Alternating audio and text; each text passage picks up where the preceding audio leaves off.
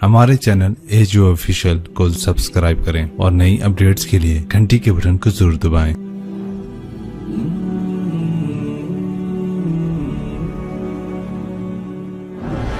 एक सहाबी है, या रसूल अल्लाह तंगी है रिज़्क़ की, कोई वजीफ़ा बताएं। कितने लंबे लंबे वजीफ़े लोग पढ़ रहे हैं कि कारोबार खुल जाए और रोज़ी बढ़ जाए, कितने लंबे चौड़े, कितने किताबों में एडे एडे बड़े वजीफ़े लिखे पे, पढ़ उन्हें बंदा बुढ़ा हो जाए। मैं कुर्बान जाऊँ या रसूल अल्लाह आपकी शफ़क़तों पर, आपकी रहमतों पर, सुनो ये करो, मेरी बात नहीं है, मेरे नबी की बात है। तजर्बे की वजह से करोगे तो कुछ नहीं मिलेगा, यकीन से करोगे तो दरवाजे खुलते देखो। कि या रसूल अल्लाह उरीद अन युवस्सा अलैया रिज़्क़ी, मैं चाहता हूँ मेरी रोज़ी खुल जाए। तो आपने कहा अदिम अला तहारा युवस्सा अलैका रिज़्क़ुक, तू बावुज़ू रहा कर, तेरा रिज़्क़ खुल जाए। कोई ज़ोर लगता है वुज़ू? तुम्हारे यहाँ तो सर्दी होती ही कोई नहीं कि भाई ठंडा पानी है कैसे वुज़ू, ये तो हमारे लिए मसला है कि भाई ठंडा पानी है कैसे वुज़ू करो।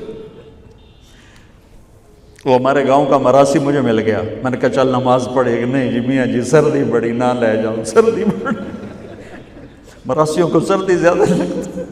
मैंने कहा नहीं आज तो नमाज पढ़ा के चढ़ना है। मैं उसको लेके जब वो टूटी पे बैठा ना, जो ही हाथ पे पाए वो हाल है ठंडा पानी, वो हाल है ठंडा पानी। तुम्हारे लिए तो ये मसला भी नहीं कि ठंडा पानी। मेरे नबी की ये सारा मजमा ले लो, ये ऊपर मस्तूरात ले लें। अदिम अला तहारा युवस्सा अलैका रिज़्क़ुक, मेरे नबी ने फरमाया बावुज़ू रहना शुरू कर दे, अल्लाह तेरा रिज़्क़ खोल देगा। अभी अल्लाह रसूल की आपस की बात है, तो मेरी बात होती तो दीवार पे मार दो, तजर्बा करो। नबी की बात को तजर्बा करके नहीं करते, यकीन के साथ करते हैं।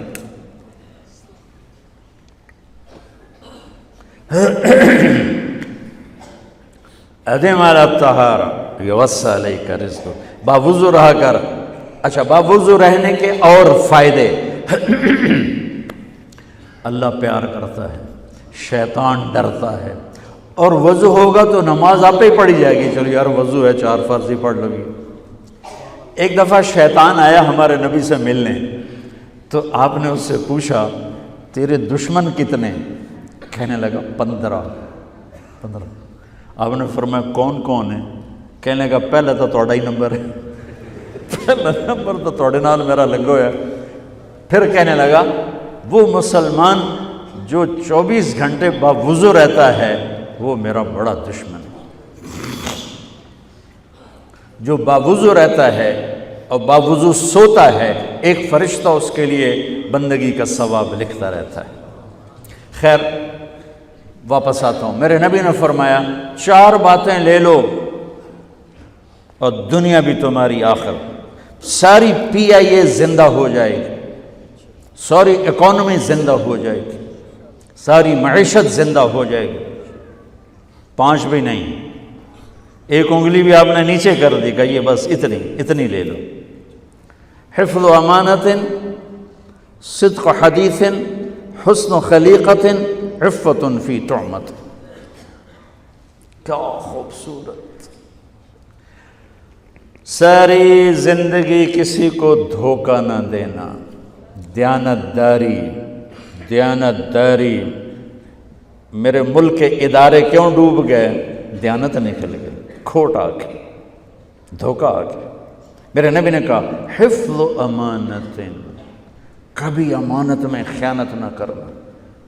सिद्क़ हदीसिन, कभी झूठ न बोलना, हमेशा सच बोलना। मेरे नबी ने फरमाया मेरा उम्मती हर गुनाह कर सकता है, 2 नहीं कर सकता, एक झूठ कभी नहीं बोलेगा, एक धोखा कभी नहीं देगा। मेरे नबी की 2 सिफ़तें हाईलाइट हुई, सादिक और बोलो क्या हैं? कोई और भी तो हो सकती थी जिससे मशहूर किया। काबा कौसैन भी तो है और अदना भी तो है, वल्लैल भी तो है, स्याह जुल्फ़ों वाला। والضحیٰ بھی تو ہے روشن چہرے والا. کس سے مشہور کیا؟ صادق امین. اگر آپ مجھ سے سوال کرو، میں ممبر رسول پہ بیٹھا ہوں کہ مولانا صاحب سارے دین کو 2 لفظوں میں بتاؤ، ساری شریعت کو، تو میرے پاس 2 لفظ ہیں، سچائی اور امانت داری. آپ مجھ سے سوال کرو مولانا صاحب ساری دنیا کے کفر کو بتاؤ، تو میرے پاس 2 لفظ ہیں، جھوٹ اور دھوکے بازی. جھوٹ اور خیانت، پوری دنیا کا کفر ان کے اندر چھپا ہوا ہے. سچائی اور دیانتداری، پوری دنیا کا اسلام اس کے اندر چھپا ہوا ہے. دیانت اور سچائی یہ بیج کی طرح ہے، اور پورا اسلام پھر باغ بن کے پھلتا پھولتا ہے. جھوٹ اور دھوکہ یہ بھی بیج کی طرح ہے، پھر اس سے کفر کا جنگل کانٹوں بھرا جنم لیتا ہے. میرے معاشرے سے جھوٹ نکل جائے، دھوکہ نکل جائے، یہ پاکستان جنت کا ٹکڑا ہے. اور یہ حکومت کے بس کا نہیں ہے کہ وہ سب کو سچ بلوائے. یہ مجھے کرنا ہے، یہ مجھے کرنا ہے، میں نے اور آپ نے اس کو شروع کرنا ہے. حضرت جریر بن عبداللہ یہ یمن کے شہزادے تھے، آخری حج پہ مسلمان ہوئے. اپنے نوکر سے فرمایا گھوڑا خرید کے لا، میں پیسے یہاں پیمنٹ کروں گا. وہ منڈی میں گیا، 300 روپے کا گھوڑا لے کر آیا. جب انہوں نے گھوڑوں کو دیکھا تو وہ قیمتی تھا، مالک کو پتہ نہیں تھا، اور یہ گھوڑوں کی نسل کے پہچاننے والے اس سے کہنے لگے تیرے گھوڑے کے 400 کر دوں؟ کر دو. بڑا حیران ہو کے دیکھنے لگا، بھائی ہے کہ آپ تو مجھے چیز خریدنی ہے تو میں گھٹاتا ہوں، اور اجمل نے بیچنی ہے تو یہ اس کی قیمت بڑھاتا ہے، اور یہاں خریدار کہہ رہا ہے 400 کر دوں. وہ کہنے لگے کر دو. کہ 500 کر دوں؟ کہنے لگا کر دو. کہ 600 کر دوں؟ وہ تھوڑا تھوڑا گھبرانے لگا، بھئی یہ چکر کی ہے. 700 کر دوں؟ 800 کر دوں؟ وہ کہنے لگا حضور تسی لینا تو لو، پر میرا مذاق تھا نا، تسی اٹھاؤ. کدی لین والے بھی پیسے بتائے، تسی میں 300 دے میں جاواں. کہنے کہ اس کو 800 دے دو اور گھوڑا باندھ دو. وہ حیران، خوشی سے چھلانگے مارتا ہوا گیا. تو جب وہ چلا گیا تو نوکر نے پوچھا میں جب 300 میں سودا کر کے آیا تھا تو 500 کس خوشی میں بڑھائے؟ فرمایا میرے بھائی اس کے گھوڑے کی قیمت 800 تھی، 300 نہیں تھی، اور میں نے نبی کے ہاتھوں میں ہاتھ دے کے یہ وعدہ کیا تھا زندگی بھر کسی کو دھوکہ نہیں دوں گا، سب کی خیر خواہی چاہوں. تو بھائیو میرے اداروں میں کس ٹیلنٹ کی کمی نہیں، صلاحیتوں کی کمی نہیں، دیانت کی کمی ہے، قوت عمل کی کمی نہیں، سچائی کی کمی ہے. حجاج بن یوسف ایک ظالم گورنر گزرا ہے، اس کے خلاف بغاوت ہوئی، وہ ناکام ہو گئی. تو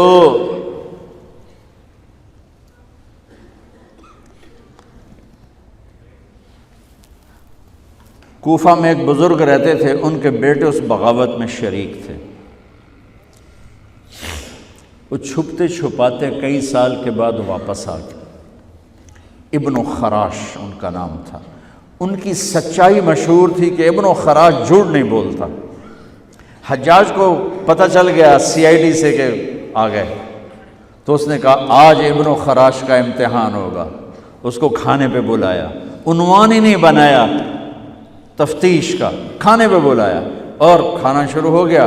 باتوں باتوں میں کہتا ہے ابن خراش آپ کے بیٹے ہمارے خلاف لڑ کے بھاگ گئے تھے، کوئی پتہ ہے؟ تو ابن خراش ہنس پڑے، کہنے لگے حجاج زندگی موت تو اللہ کے ہاتھ میں ہے، گھر آئے بیٹھے. تو اس نے کہا تیری سچائی کو سلام کرتا ہوں، اگر تو جھوٹ بولتا یہیں تیرا سر اتارتا، پھر تیرے بیٹوں کا جاؤ سلام ہے تیری سچائی کو، تیرے بیٹے تجھے مبارک ہوں. مسلمان جھوٹ نہیں بولتا. میرے نبی سے پوچھا گیا یا رسول اللہ کیا مسلمان بزدل ہو سکتا؟ کہا کیا مسلمان بخیل ہو سکتا؟ آپ نے کہا. پھر پوچھا گیا جھوٹ بول سکتا؟ کہا نہیں، جھوٹ نہیں بول سکتا. تو 2 باتیں حدیث پاک کی، صدق حدیث، حفظ امانت. یہ دو باتیں زندہ ہو جائیں تو ہمارے سارے ادارے زندہ ہو جائیں گے، ہم نقصان سے نکل کر نفع میں آ جائیں گے، نفع میں آ کر اوروں کو دینے والے بن جائیں گے۔ اس ملک میں اتنے خزانے اللہ نے چھپائے ہیں، اور اس ملک میں اتنے اللہ نے استعداد والے لوگ پیدا فرمائے ہیں، صرف دو چیزوں سے ہم مار کھا رہے ہیں۔ ہمارے جو ادارے ڈوب رہے ہیں، وہ گلگت سے لے کر گوادر تک، اس میں وسائل کی کمی نہیں، سچائی کی کمی ہے، دیانتداری کی کمی ہے، اور یہ ریلیٹڈ ہے رب ہونے کے ساتھ، کہ ہم نے اللہ کے رب ہونے میں شک کیا تو ہم غلط راہوں پہ چل پڑے۔ رب تو اللہ ہے، دینے والا تو اللہ ہے،